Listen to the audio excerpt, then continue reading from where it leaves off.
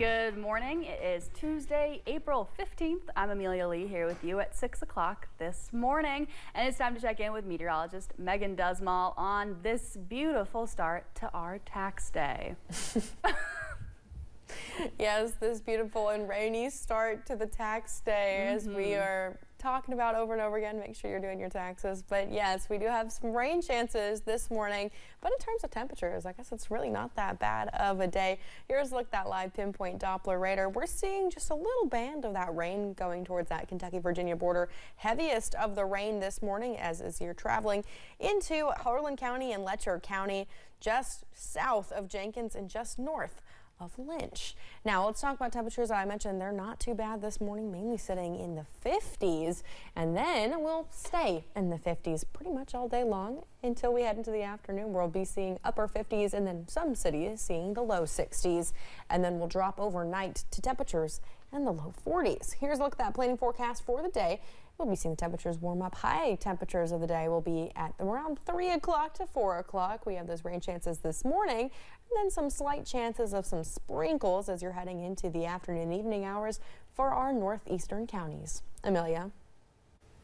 A Morgan County athletics legend has died. He's known for being a business owner and an instrumental part of football and baseball in Morgan County. He ran a pool hall there for 50 years. Family and friends gathered at the Don McKenzie football field last night to celebrate his life. No matter how many times I struck out, which is what I mostly did, he was always there encouraging, and he never missed an event. He was always there. McKenzie was 85. Funeral arrangements have not yet been announced. A London man accused of firing a weapon inside a home now faces charges. It happened last weekend at a home in the Maplesville Road area of Laurel County. Deputies arrived after receiving a complaint that Joshua Bryant fired shots inside the home. Police say they later found Bryant lying face down and passed out from drinking. A Harlan County man was sentenced to 6.5 years in prison for the distribution of meth. According to Anthony Carr's plea agreement in August 2023, police used a confidential informant to buy roughly 54 grams of a meth mixture off of Carr. Police later executed a search warrant on his home, where they found roughly 27 grams of meth, as well as baggies and 3 sets of digital scales.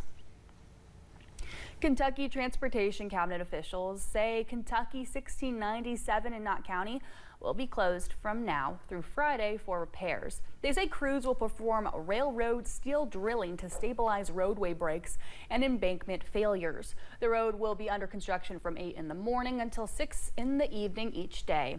Only emergency vehicles and school buses will be allowed to pass during the closing. Police say 3 people tried to burglarize a home, and now they're facing charges. Police were called to the home on Stony Fork Road in Bell County Sunday morning. After arriving, officials found Charles Hoskins near the house's back door. He was then arrested. After police left, the homeowner found Angela Caldwell and Lester Smith hiding under a pile of clothes. The homeowner called police back to the house. Caldwell and Smith were also charged. A man is in jail after police say he intentionally started 2 fires at a home. Deputies with the sheriff's office were called to a home on Binghamtown Road in Knox County last Wednesday. When deputies arrived, they determined Jonathan Hall started 2 fires at the home on purpose. Police also say Hall took a vehicle and a cell phone without the owner's consent. A new kind of indoor growing facility is coming to southern Kentucky. Medical cannabis will be grown in the facility that's now under construction in Monticello in Wayne County. As WYMT's Phil Pendleton explains, it will mean dozens of new high-paying jobs.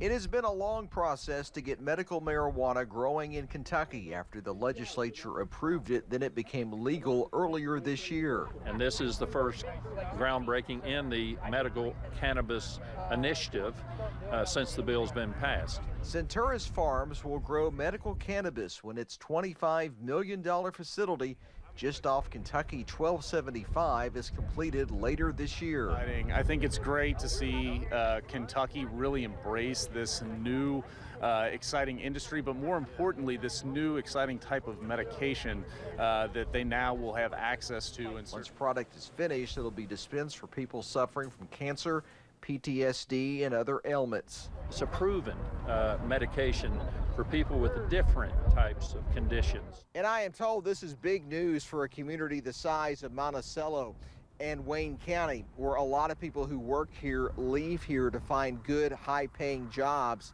Local officials say more of their people can actually stay here in this community and earn an upwards of $60,000 a year. For a family in Monticello, Kentucky, you know, the per capita income is about $36,000. So that changes the lifestyle and all for the citizens of Monticello. Centaurus Farms is an indoor growing operation. To be able to grow the product much quicker, to be able to get it on the shelf much quicker. So officials say the operation will follow strict regulations that's been in place in other states. In Wayne County, Phil Pendleton, WYMT Mountain News.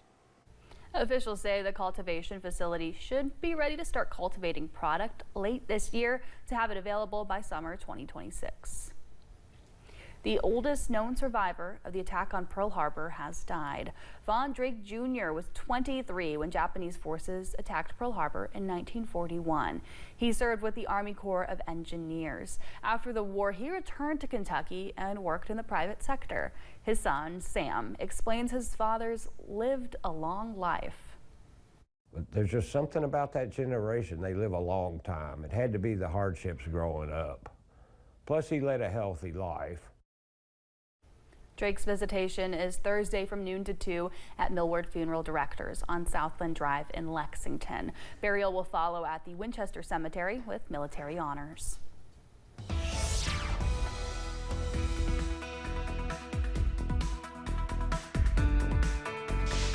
We are still watching the remainder of the rain moving out of the region this morning. Here, let's take a look at that live pinpoint Doppler radar as we're getting closer and closer to that Kentucky-Virginia border. That's where we're seeing the heaviest of the rain. Whitesburg in the middle of a little cell right now with that rain chance. And then we see some lingering rain chances more towards the north again. That will be clearing out in the next couple of hours. Here's a look at current temperatures as you're going out the door this morning, mainly looking in the 50s with high temperatures for the day in the upper 50s and low 60s, so we'll really just be staying in the 50s all day long. Here's a look at the next 12 hours. Again, as I mentioned, 50s all day long, mid 50s now, upper 50s around 3 o'clock to 4 o'clock. Stay with us. We'll have more mountain news and weather on the way.